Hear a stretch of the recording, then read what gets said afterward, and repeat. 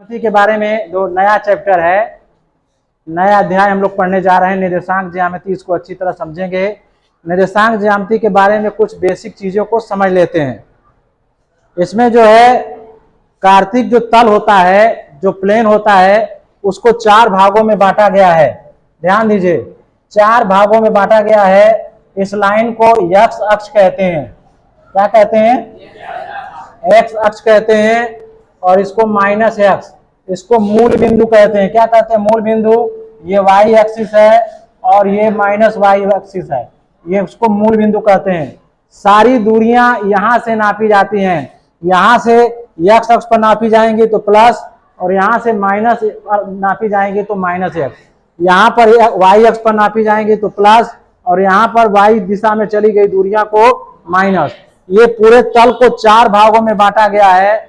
इसको प्रथम चतुर्थांश बोलते हैं, इसको द्वितीय चतुर्थांश सेकेंड क्वाड्रेंट, और इसको तीसरा, और इसको चौथा।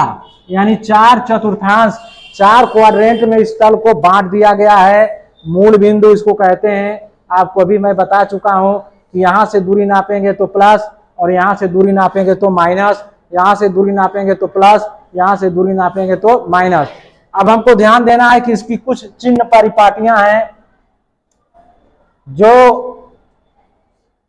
साइन है उसको याद रखना है, याद नहीं रखना है, समझ लेना है कि प्रथम चतुर्थांश में फर्स्ट कोऑर्डिनेट में कौन कौन साइन आएगा।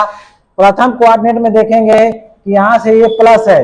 सदैव पहले जो दूरी है उसको जो है एक्स पर नापते हैं और दूसरी दूरी को वाई दिशा में नापते हैं। तो यहां से प्लस है, यहां पर प्लस है, तो ये इसमें हो जाएगा प्लस और प्लस। अब दूसरे में आते हैं, पहले एक्स को नापेंगे तो ये हो जाएगा माइनस, और ये हो जाएगा प्लस, तो ये हो जाएगा प्लस। माइनस और प्लस द्वितीय चतुर्थांश में पड़ेगा। उसी तरह तीसरे की बात करते हैं। तीसरे में यहां से जाएंगे माइनस और यहां पर जाएंगे माइनस, ये हो जाएगा माइनस माइनस। इस तरह से चौथे में पहुंचेंगे तो चौथे में यहां से यहां तक ये माइनस और यहां पर ये प्लस, तो ये हो जाएगा माइनस और प्लस और माइनस। यहां से ये प्लस है और ये माइनस है। इस तरह चारों चतुर्थांश के बारे में आप ध्यान देंगे कि चारों चतुर्थांश में चिन्हों का आपने प्लॉट करना सीख लिया कि कोई भी पूछेगा कि -5 और -6 किस चतुर्थांश में पड़ेगा, तो देखेंगे आप कि यह तृतीय चतुर्थांश में पड़ेगा। उसी तरह से जो है बिंदुओं को दिया जाएगा। अब बिंदुओं को समझ लेते हैं कि पहले बिंदु एक्स और वाई में जब लिखा जाएगा पहले बिंदु को भुज कहते हैं और दूसरे बिंदु को कोटि कहते हैं, और इन भुज और कोटि से मिलकर निर्देशांक कहते हैं। इनको क्या कहते हैं? निर्देशांक कहते हैं। ध्यान देना है, ये मूल बिंदु से चली गई दूरियां एक्स अक्ष पर और फिर वाई अक्ष पर चली गई दूरियों को युग्म में लिखते हैं, आर्डर पेयर में लिखते हैं। उस आर्डर पेयर को हम निर्देशांक कहते हैं। पहले को भुज कहते हैं, दूसरे को कोटि कहते हैं। अंग्रेजी में भुज को एब्सिसा कहते हैं और कोटि को ऑर्डिनेट कहते हैं। क्या कहते हैं? ऑर्डिनेट। सीबीएसई बोर्ड के लड़के जब इसको कहेंगे तो कोऑर्डिनेट के दो पार्ट होते हैं, एक होता है एब्सिसा और दूसरा होता है ऑर्डिनेट। भुज और कोटि, ध्यान देना है, दो बिंदुओं से मिलकर बनता है निर्देशांक। छोटे ब्रैकेट में लिखते हैं। इस तरह से इसको आपको ध्यान देना है कि भुज और कोटि से मिलकर निर्देशांक बना होता है। आपको याद रखना है कि प्रथम चतुर्थांश में plus plus, minus plus, minus minus और प्लस और माइनस। ये ध्यान देने की बात है। अच्छी तरह इसको समझ लेना है। इस पर आधारित कुछ प्रश्न आएंगे। कभी भी आपसे पूछा जाएगा कि इस तरह से है, आप ध्यान दीजिए, एक्स एक्सिस है, माइनस एक्स एक्सिस है, मूल बिंदु है, वाई है, माइनस वाई है। अब आपको अगर एक वर्ग बना दिया जाए, यहाँ पर वर्ग के भुजा 3 सेंटीमीटर दे दिया जाए, तो आपको पता है कि 3 सेंटीमीटर ये है, 3 सेंटीमीटर ये है, 3 सेंटीमीटर ये है। वर्ग के शीर्ष पर ध्यान देंगे तो एक शीर्ष मूल बिंदु पर है, ये ए है, बी है और सी है। ध्यान दीजिए, निर्देशांक को लिखने का जो मेथड है, उस जो तरीका है उसको समझ लीजिए। ए बिंदु का निर्देशांक लिखना है, आप ध्यान देंगे, x अक्ष पर चली गई दूरी देखेंगे, कितना दूरी है 3, कामा y अक्ष पर कोई दूरी नहीं तो 0 लिख देंगे। क्यों? क्योंकि y अक्ष पर कोई दूरी नहीं चली गई है, वो बिंदु x अक्ष पर स्थित है।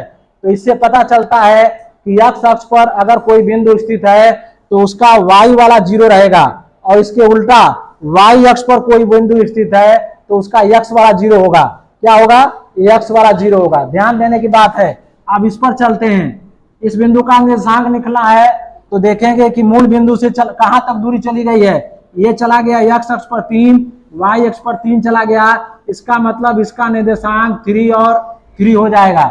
इसकी भुज भी 3 हो जाएगी, इसकी कोटि भी 3 हो जाएगी। अब हम आते हैं सी बिंदु के निर्देशांक को पता करने के लिए।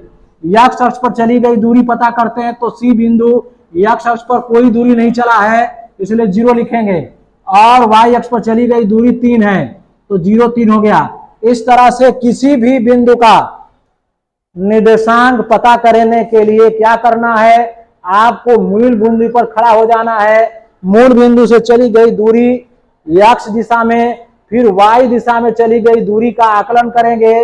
x पहले ब्रैकेट में पहला पॉइंट लिखेंगे x अक्ष पर चली गई दूरी, और दूसरा पॉइंट लिखेंगे y अक्ष पर चली गई दूरी, और दोनों को एक छोटा ब्रैकेट में क्लोज कर देंगे, वो निर्देशांक बताएगा।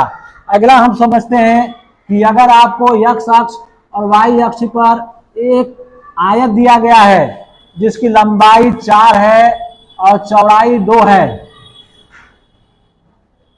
ध्यान देंगे, और इनके सिराओं के, इनके शीर्षों के निर्देशांक पूछा जा रहा है।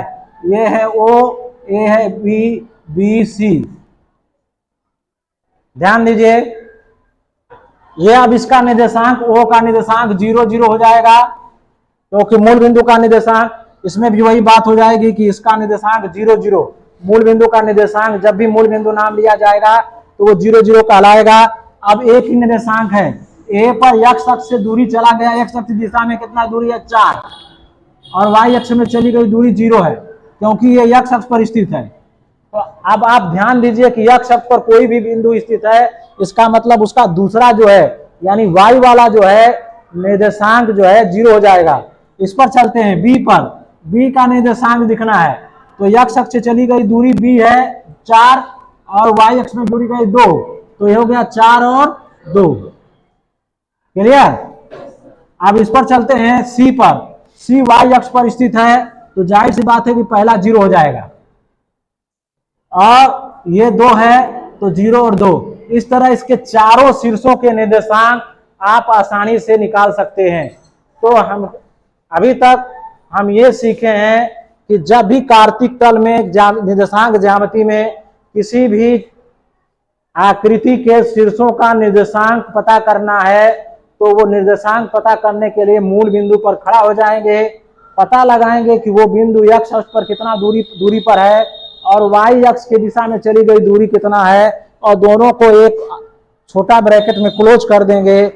पहले को भुज बोलते हैं, दूसरे को कोटि। इस तरह से निर्देशांक पूरा हो जाएगा। इस तरह से आप निर्देशांक ज्यामिति के मूल बात जो है, बेसिक कॉन्सेप्ट को आज समझ चुके हैं, सीख चुके होंगे। ठीक है, बस।